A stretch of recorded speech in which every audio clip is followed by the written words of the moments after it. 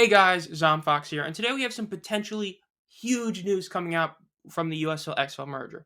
Now, yes, I know we basically say that like every other video in regards to the merger, but this is different. James Larsen, who along with Mike Mitchell are one of the two most reputable sources from information in regards to the USFL and XFL, tweeted out something that all 8 teams from the USFL could live and only 4 XFL teams will survive. Now, before we get into that, we need to get to the first piece of news that came out today, which is also broken by Larsen, and that was that the VP of Broadcast Operations, Jay Rothman, and then another broadcast operator, Mandy Cohen, both of the XFL, are no longer with the XFL. This is big because Fox already has people in those areas.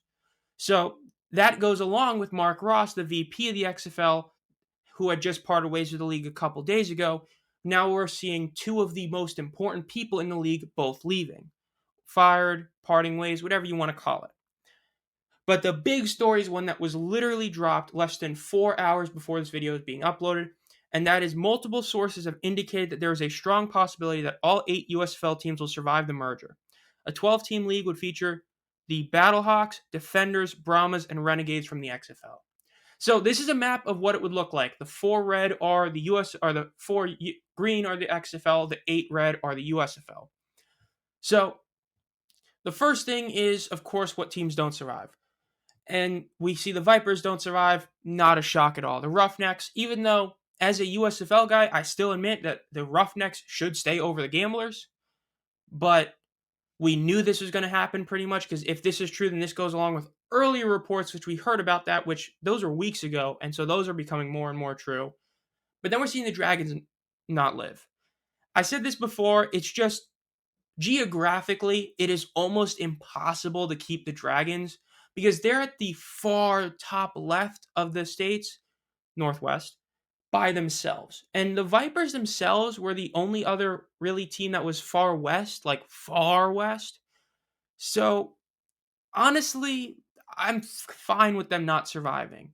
Look, they have an incredible fan base in the original XFL, or the original modern one, XFL 2.0. And this last time, they kind of did get screwed over because the XFL schedule makers had literally no idea what they were doing. But the point is that it's just they're so far away, you can't realistically have them either in a hub or in a in-stadium. It just makes no sense. And then the Guardians not surviving isn't too big a shock. Very forgettable team. They were very bad, had terrible coaching, just terrible playing. And it just, considering the fact that the Bandits were the team that the USFL cut, I'm not really shocked that they're not having a Florida team. If it just hasn't worked out any of the last few times, why go for it again? So this is what we have. Now, the huge question naturally is, what would divisions look like? You could keep it where you have an XFL division and then the 2 USFL divisions stay where they are, which I honestly wouldn't be against, because I think the big issue is the idea of rivalries. You want to have the Battle of Pennsylvania between the Stars and Maulers survive. You want to have the Breakers Stallions rivalry survive. So to do those, as well as the Battlehawks and the Defenders, it's kind of hard to do without keeping divisions basically what they were before. Because yes, you could do a pure South division with the 3 Texas teams in New Orleans. You could do a Northeast division with the 2 Pennsylvania teams, the Defenders and the Generals, and then do just I don't even know what you'd call it, like a somewhat Central America division between the other 4 teams.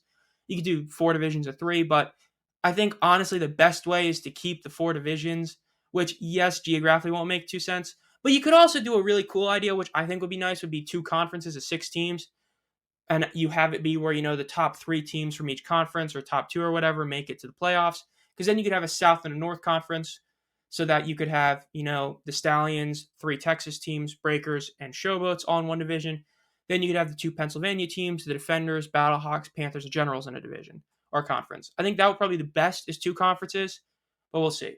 So what is the main idea of this? Well, if you connected the dots, which I always alluded to, again, remember, these are just reports from sources. We don't know for sure. We won't find out for at least another week and a half. But if you connected the dots from the very beginning, it was very apparent that the most important owner of the XFL, which was Redbird Capital, wanted to merge. And if you know anything about mergers, you don't go to your competition and say, hey, can we merge, if you don't feel like there's a problem with your league, whether that be monetarily, competition-wise, or whatever. We originally heard it was a 50-50 merger. Then we heard that a USFL team was going to overtake XFL team, which made no sense to most people, including me, who is a USFL guy, and I still don't get why they're not going to keep the Roughnecks. And now we're hearing this. We're seeing a lot of XFL guys leave because a lot's been made about XFL and USFL staff members of teams leaving, and primarily I'm talking about staff, like, coordinators and stuff. But I mean, dude, that was going to happen anyway. We all knew that was going to happen, especially how contracts were set up. So I wouldn't look too much into that aspect. But the fact is that we're seeing now two huge higher ups from the XFL who are gone.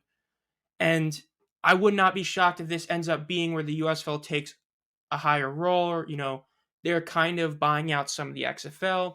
I wouldn't be shocked. But we don't know for sure. We naturally have to wait and see. We don't know what the rules are going to be either. A lot of people want it to be one way. A lot of want it to be the other way. I want it to be where the USFL keeps the kickoff and the extra point rule. And I've said before, I am very much in the minority in the extra point rule, and I admit that. I just don't think it's good for the game. I think it makes games feel just not really. They make games artificially close to me, though I understand why people like them, and I feel like a good compromise would be keep that and keep the USFL kickoff, because the XFL kickoff is just so ugly. But we'll see. This has been Zomfox. Make sure to subscribe and hit the bell so you be notified as soon as I upload any videos, because naturally we still have merger news coming, even though, we weren't supposed to hear anything, and now we've heard two huge stories within basically the past week. So make sure you subscribe and hit the bell so you'll notify as soon as I upload any videos. We still have a huge video, the top 10 original USFL quarterbacks, coming out soon. I'm still working on the Herschel Walker video. That's going to take a while to do, but I've so far got the intro done. So be on the lookout. As always, have a great night.